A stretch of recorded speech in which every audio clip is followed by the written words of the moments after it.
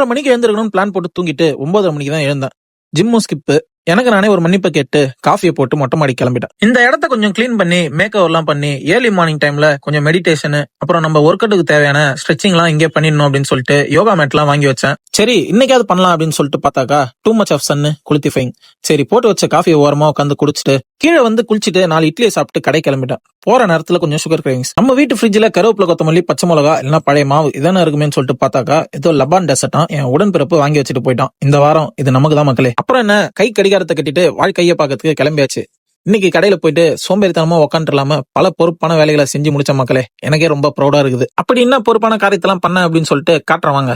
இப்படி நாசமா இருந்த இந்த ரேக்க இப்படி ஆசமா மாத்திட்டேன். இப்படி வாடி போய் கடந்த இந்த ரேக்கையும் மலர வச்சுட்டேன். குப்பை மாதிரி போட்டு வச்சிருந்த இந்த இடத்தையும் கோவில் மாதிரி அமைதியாக்கிட்டேன். ரைமிங் ஏதாச்சும் சம்பந்தமே இல்லாம இருந்துச்சுனாக்கா கொஞ்சம் அட்ஜஸ்ட் பண்ணிக்கோங்க. போக கத்துக்க. அப்புறமேட்டுக்கா ஒரு 4 மணிக்கா சாப்பிட போலான்னு சொல்லிட்டு போறப்ப நமக்கு ஒரு அன்பு கட்டல. நேத்து வீடியோட எண்டிங்ல ஒரு சமூக சேவகரா பாத்துருப்பீங்க. அவரோட பையனை ஸ்கூல்ல இருந்து கூட்டினது தான் போயிருந்தேன். அங்க போனாக்கா ஒரே குட்டி குஞ்சான உலகமா இருக்குது. வர்ற வழியில கேமரா பார்க்காம மாமா கிட்ட கொஞ்சம் கேஷுவாலிட்டியா பேசின்னு வாடான்றேன். அநியாயத்துக்கு வெக்கப்படுறான். அப்புறம் அவனை வீட்டுல விட்டு நானும் கொஞ்சம் மாமிச உணவுகளை சாப்பிட்டு கடைக்கு வந்துட்டேன்.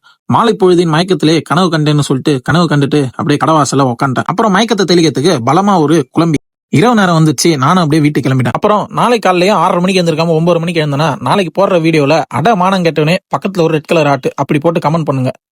வீடியோ முடிஞ்சு.